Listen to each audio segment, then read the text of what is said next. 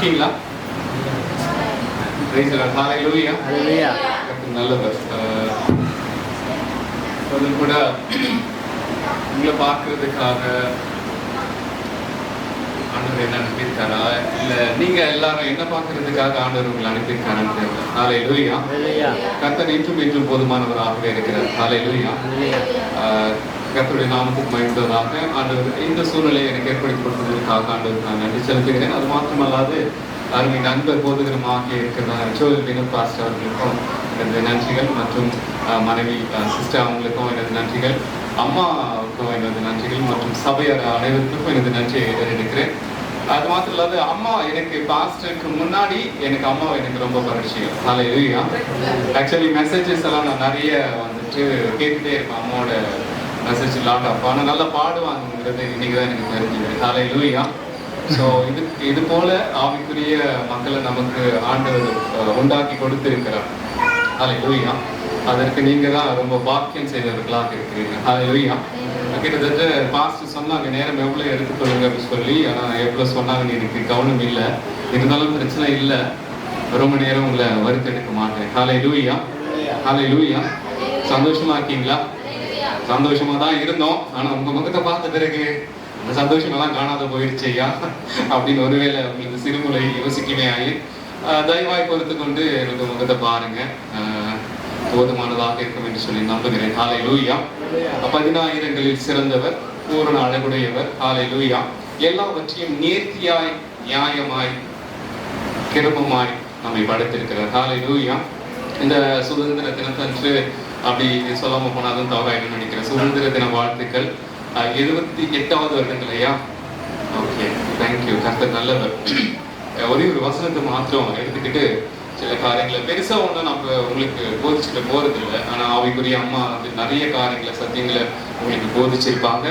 அது மாத்திரமல்லாது பாஸ்டர் வந்து நிறைய காரியங்களை உங்களுக்கு போதிச்சிருப்பாங்க.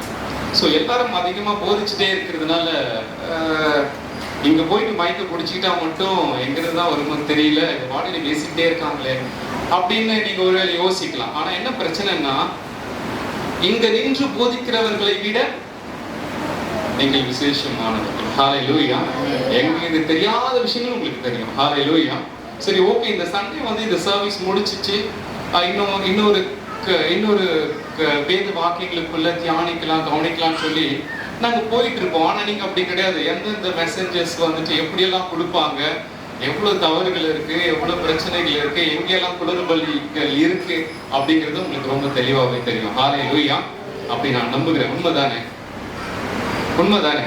ஹalleluya. கர்த்தர் உங்களோடு கூட இருப்பாரா? ஹalleluya. என்ன பத்தி சின்னதா ஒரு விளக்கோரை சொல்லணும் அப்படின்னு சொல்லி பார்த்துக்கிட்டீங்கன்னா, நான் திருநீற்றூர் பக்கத்துல இருந்து ஒரு 10 கிலோமீட்டர் தூரத்துல ஒரு கிராமத்துல தான் நான் ஊழியம் பண்ணிட்டு இருக்கேன். இந்த கோட்டுக்கு எனக்கு சம்மந்தம் இல்லை.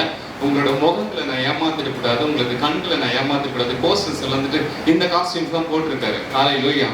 உங்களை மாதிரி நான் அங்க உட்காந்துட்டு இருக்கும் போது என்னடா பார்ப்பேன்னா, போஸ்டர்ஸ்ல வந்து போட்டுட்டு ரொம்ப அழகா இருப்பாங்க. நான் அழகு இல்லை, அழகா இருப்பாங்க. நம்ம எக்ஸ்பெக்டேஷனோட வருவோம், பா இப்படிதான் இருப்பாங்கன்னு சொல்லிட்டு. அவர் அழகா சிம்பிளா தான் இருக்கிறது, ஒரு ஷர்ட்டை மாத்திட்டு வந்து உட்காந்துட்டு இருப்பாங்க.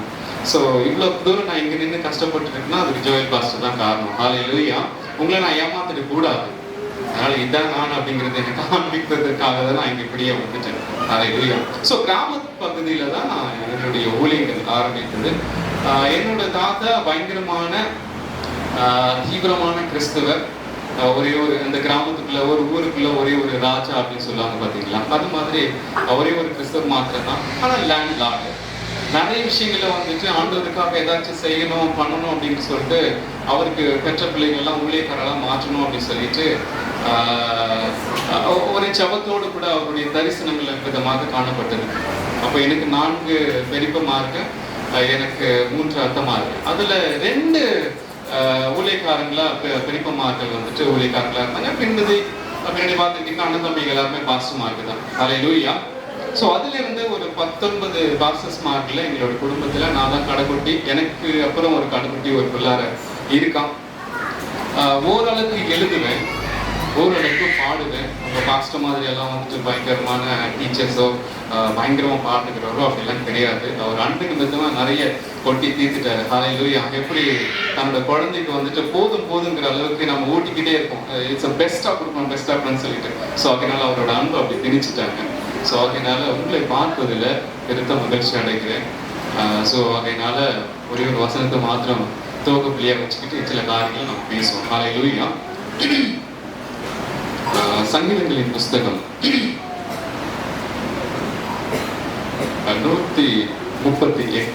136வது சங்கீதம் 21வது வசனத்தை வாசிக்க வைக்கலாம். அவர்கள் தேசத்தை சுதந்திரமாக தந்தவரை துதியுங்கள், அவர் கிருபை என்றும் உள்ளது. அகைன் ஒரு முறை படிக்கலாமா? அவர்கள் தேசத்தை சுதந்திரமாக தந்தவரை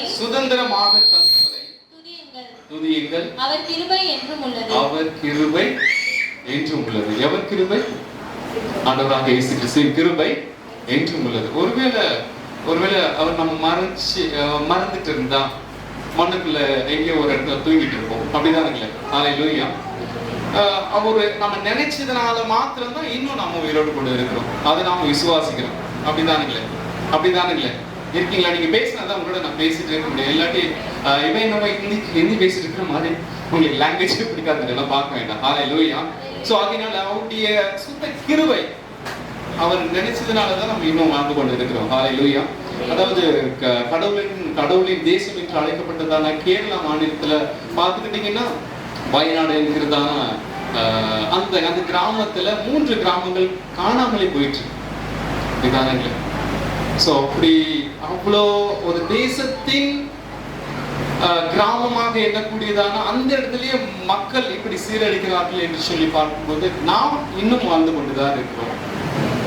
அவருடைய அனாதி தீர்மானம் இல்லாம, அவருடைய அனாதி அழைப்பு இல்லாம, அவருடைய அன்பு இல்லாம நாம எங்க இருந்துட்டு இருக்க முடியாது. ஹalleluya. நீங்க பார்த்துட்டு இருக்கீங்களா, அநேகர் இந்த நாட்களில மருத்துவமனையில அவதிப்பட்டு இருக்கிறத பார்க்க முடியும். அநேகர் சாலை ஓரங்களில பிச்சை எடுத்துக்கிட்டு கையெழுத்திக்கிட்டு அப்படிலாம் இருக்கிறத பார்க்க முடியும். ரொம்ப சந்தோஷமா இருக்காங்க அப்படின்னு சொல்லி நீங்க யோசிச்சுட்டு இருக்கிற ஒவ்வொரு மனிதர்களும் பல பிரச்சனைகளோடு போராட்டங்களோடு இருந்து கொண்டுதான் இருக்கிறாங்க. ஹalleluya. இப்போ உங்களை மைக்கு கொடுத்து மேல வந்து ஏதாச்சும் பேசுங்க, உங்க பிரச்சனைகள் எல்லாம் பேசுங்க அப்படின்னு சொன்னா சங்கீத ஸ்வரங்கள் மாதிரி போய்கிட்டே இருக்கும். எனக்கு அந்த பிரச்சனை, இந்த பிரச்சனை, எவ்வளவு பிரச்சனை தெரியுமா? கடன்கள் இருக்கு, அதை என்னால தீர்க்க முடியல. நான்லாம் இருக்கணுமா அப்படிங்கிறதே வந்து பார்த்துக்கிட்டீங்கன்னா சீக்கிரமா என்ன அழைச்சிக்கிட்டா கூட போதுமானது அப்படின்னு சொல்லி சில நேரங்களில் வந்துட்டு ஏசப்பட்ட நிறைய வாக்குவாதங்கள் விவாதங்கள் இருந்துட்டே இருக்கும். ஏசப்பா எனக்கு மட்டும் ஏன் இந்த பிரச்சனை, எனக்கு மட்டும் ஏன் இந்த கடன் பாரம், நான் நல்லதுதான் பண்ணிக்கிட்டே கிடக்கேன். Then also I am too much of hurt. மனிதர்கள் வந்து என்னை காயப்படுத்திக்கிட்டே இருக்காங்களே அப்படி சொல்லி நிறைய நாம வந்துட்டு அவருக்கு கொஸ்டின் பண்ணிட்டே இருப்போம். ஆனா நான் சொல்றேன், ஆண்டவர் சித்தத்துக்கு நீங்க விட்டுருங்க. Don't ask to questions. ஹalleluya. ஆண்டவருக்கு என்ன சித்தமோ அது நடந்து தீரும். ஆதியாகமம் 1ஆம் அதிகாரம் 1ஆவது வசனத்துல ஆதியிலே தேவன் வானத்தையும் பூமியும் படைத்தார். எடுக்க சொல்லி நான் தொல்லை பண்ண மாட்டேன். சோ ஆதியிலே தேவன் வானத்தையும் பூமியும் படைத்தார் என்று சொன்னா நம்முடைய வாழ்க்கையில நமக்கு என்ன கொடுக்க வேண்டும் என்று சொல்லி அவர் வந்துட்டு ரொம்ப டீப்பா பிளான் பண்ணிட்டார். ஹalleluya. இப்போ ஒரு திருமண காரியங்களோ ஏதோ ஒரு காரியங்களோ நம்முடைய வாழ்க்கையில அனுமதிக்கிறாங்க அப்படின்னா அதுக்குண்டான அம்மா அப்பா வந்துட்டு என்ன செய்வாங்க, அதுக்குண்டான தேவைகளை வந்துட்டு முன்பதாகவே ப்ரிப்பேர் பண்ணி வச்சிருப்பாங்க. இன்னைக்கு ஸ்பெஷல் மீட்டிங் தான், அழைத்தவர்கள் அநேகர், தெரிந்து கொள்ளப்பட்டவர்கள் ஒரு சிலர். ஹalleluya. சோ அதனால அநேகருக்கு அழைப்பு விடுக்கப்பட்டிருக்கோம். then also he is watching. அதாவது அவரோட சன்னதியில உட்கார்வதற்கே ஒரு பெரிய கிருபை தேவைப்படுது இந்த நாட்களில. ஹalleluya. நீங்களும் வந்து பார்த்துட்டீங்கன்னா ஆண்டவரோட வார்த்தை என்ன பேசிட்டு போறாங்க, என்ன கேட்டு போறோம், என்ன புதுசா என்ன கேட்டு போறோம் அப்படின்னு சொல்லிட்டு நீங்க மொபைல்ஸ் வச்சுட்டு Facebook அப்படியே ஸ்க்ரோல் பண்ணி பார்த்துட்டே இருக்கலாம். இன்ஸ்டால நிறைய என்டர்டைன்மெண்ட் பார்த்துருக்காங்க. வீட்டுல நல்ல ப்ரோக்ராம்ஸ் எல்லாம் இன்னைக்கு போட்டிருப்பாங்க. எங்க பார்த்தாலும் ஜெய் ஹிந்த் அப்படின்னு சொல்லிட்டு. ஹalleluya. நீங்கள் விசேஷித்தமானவர்கள். ஹalleluya. ஆண்டவர் வந்து எந்த ஒரு நோக்கமும் இல்லாம உங்களை இந்த இடத்துல கொண்டு வந்து சேர்ப்பதற்கு அவர் முடிவு பண்ணிட்டாரு. நீங்க இங்க வந்து உட்கார்ந்து தான் ஆகணும். ஏதோ ஒரு காரியத்துக்காக தான் இங்க உங்களை கொண்டு வந்திருக்காரு அப்படிங்கறத நம்புறீங்களா? ஒவ்வொரு காரியத்திலையும் வந்துட்டு அதே சொன்னது போல ஆதியாகமம் 1ஆம் அதிகாரம் 1வது வசனத்துல ஆதியிலே தேவன் வானத்தையும் பூமியும் சிருஷ்டித்தார். அது யாருக்காக சிருஷ்டித்தார் அப்படின்னு சொல்லி பார்க்கும்போது நமக்காக. ஹல்லேலூயா. நீங்க சொல்லுங்க, எனக்காக சிருஷ்டித்தார். சொல்லுங்க, எனக்காக சிருஷ்டித்தார். ஹல்லேலூயா. சோ இப்படி படைத்திருக்கும் போது அவருடைய வார்த்தைக்கு செவி கொடுக்கிறோமா அப்படின்னு ஒரு சில விஷயம் வந்துட்டு எப்படி என்ன விரிவா சொல்றதுன்னா, ஆசையா பார்த்து வானத்தையும் பூமியும் படைத்து வச்சிருக்கிற தேவனுக்கு அவர் எதிர்பார்க்கிறதெல்லாம் என்னன்னா, ஒரு உண்மையும் ஒழுக்கமா என் கூட இருக்கு அப்படிங்கிற ஒரு எதிர்பார்ப்பு மாத்திரமே தவிர, நீங்க எனக்கு ஒரு குட்டி உலகத்தை எனக்காக படைச்சு கொடு அப்படிங்கிறது எதிர்பார்ப்பு கிடையாது. ஹல்லேலூயா. சோ படைத்தார், எல்லா காரியங்களையும் படைத்தார். ஆதாமை படைத்தார், ஏவாளை படைத்தார். அவங்களோட இருக்க வேண்டிய அட்மாஸ்பியர் எல்லாம் வச்சு ரொம்ப சிறப்பா படைச்சாங்க. ஹல்லேலூயா.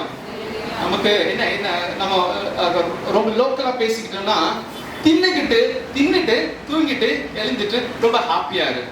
இதுதான் அவரோட ப்ரொபோசலா இருந்திருக்கும்னு நான் நினைக்கிறேன். ஹல்லேலூயா.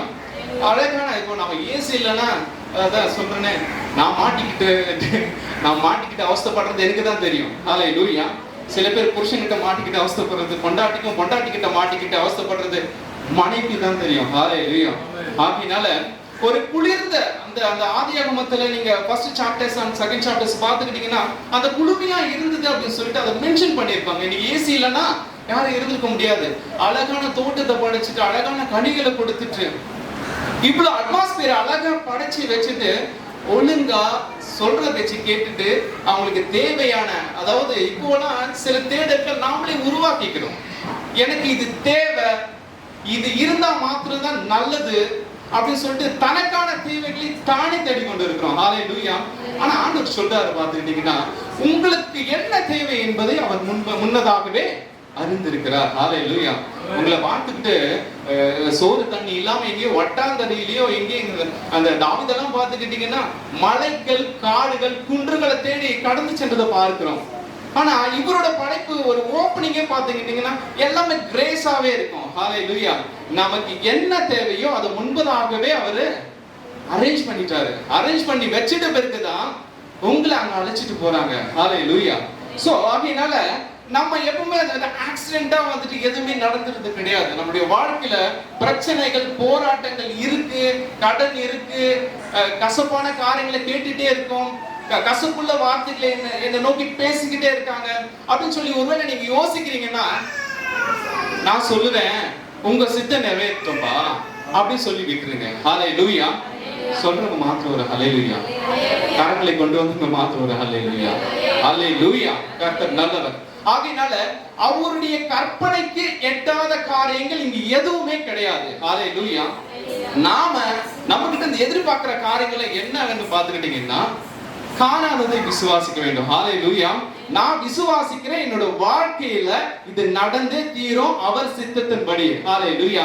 என் சித்தத்தின்படி அல்ல, அவர் சித்தத்தின்படி நடக்க நான் ஒப்பு கொடுக்கிறேன். ஹல்லேலூயா. அப்படி நீங்க ஒப்பு கொடுக்கும் போதுதான் எல்லாமே சரியாகும். ஹல்லேலூயா. ஆதாமையும் ஏவாளையும் படைத்தார், சொல்ற பேச்செல்லாம் கேட்டாங்க.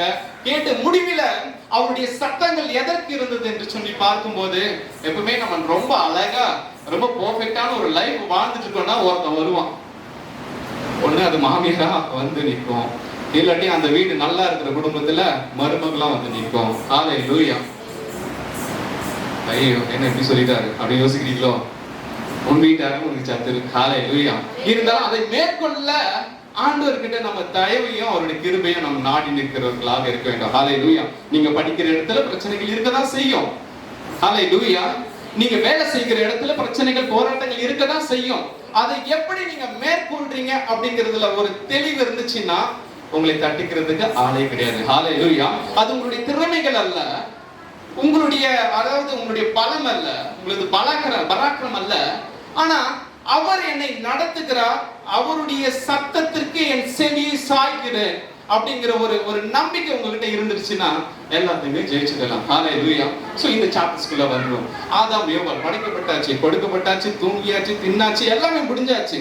ஆனா அவர்கள் சத்தத்தை யாரோட சத்தத்திற்கு அவருடைய காதுகளை கொடுக்குறாங்க அப்படின்னு சொல்லி நம்ம பார்க்கிறோம். ஹல்லேலூயா. யாருதான் குறுக்கால வருது?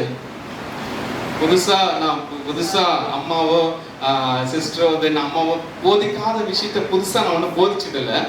ஜஸ்ட் நம்ம கிளம்பி வந்துட்ட பிறகு இந்த கண்ணாடிக்கு முன்னாடி போய் நின்று எல்லாம் கரெக்டா இருக்கா, லிப்ஸ்டிக் கரெக்டா இருக்கா, தனிஷ்மா இருக்கு, யாரும் லிப்ஸ்டிக் போடல, அது அவரவர்கள் விருப்பம், பிரச்சனை இல்லை. ஹல்லேலூயா. ஆகையினால சரியா இருக்கா அப்படிங்கறது ஒரு ரீமைண்டிங் தான் நம்ம டச்சபிள் தான் பார்த்துட்டு இருக்கோம். ஹல்லேலூயா. சோ யாருக்கு செவி கொடுக்கிறோம் அப்படிங்கிறதுல நாம தெளிவா இருக்கணும்.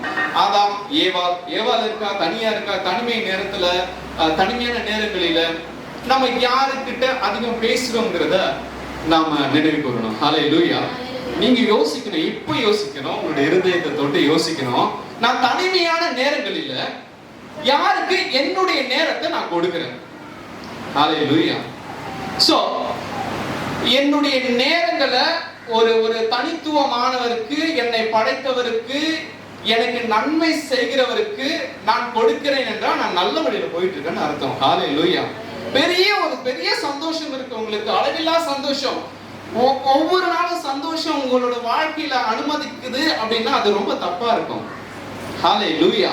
சில இடங்களில தரமான காரியங்கள் நடப்பதற்கு தரமான ஒரு இடத்தில் கிடைச்சா மட்டும்தான் அது சரியா இருக்கும். ஹல்லேலூயா. அதாவது ஒரு காரியத்தை உங்களுக்கு சொல்றேன். ஒரு விதையை வந்துட்டு நாம உடனே விதைக்கிறோம், அடுத்த நாளே ருசி பார்க்கணும் அப்படின்னா பார்க்கணும்னா யாரோட தப்பு? நம்மோட தப்பு. ஹல்லேலூயா. சொல்லுவாங்க, விதைத்தவன் உறங்கலாம், விதை ஒரு நாளும் உறங்காது. ஹல்லேலூயா. சில காரியங்கள் நமக்கு மகிழ்ச்சியான காரியங்கள், சமாதானமான காரியங்கள் நம்முடைய வாழ்க்கையில நடக்கணும்னு சொல்லி நாம முடிவு பண்ணிட்டா சில நேரங்களில் நம்ம காத்திருக்க தான் வேண்டும். ஹல்லேலூயா. சரி, ஓகே, காத்துட்டு இருக்கோம், ரொம்ப போர் அடி இருக்கு. ஆதாம் ஐயோ அதை மம்மட்டி தூக்கிட்டு போயிட்டாங்க, ஏதோ ஒரு இடத்துல வேலை செஞ்சுட்டு இருக்கா, நம்ம தனியா தானே இருக்கோம். ரொம்ப ஈஸி. பலவீனமான பாண்டங்கள் என்று சொல்லி நம்முடைய வேத வாக்கியம் விதமா சொல்லுகிறது. பெண்கள் பலவீனமான பாண்டங்களா? ஹல்லேலூயா. அதுக்கு மேல பலவீனமான பாண்டங்கள் நாங்க. ஹல்லேலூயா. ரொம்ப புத்திசாலி நீங்க. அது என்னமோ தெரியல, அந்த இடத்துல மிஸ் ஆனதுனால தான், அதாவது புத்தியுள்ள ஸ்திரீயோ தன் வீட்டை கட்டுகிறாள். அப்பா வசனங்கள் பயங்கரம். Right, okay. ஆகையினால புத்தியுள்ளவங்க நீங்க.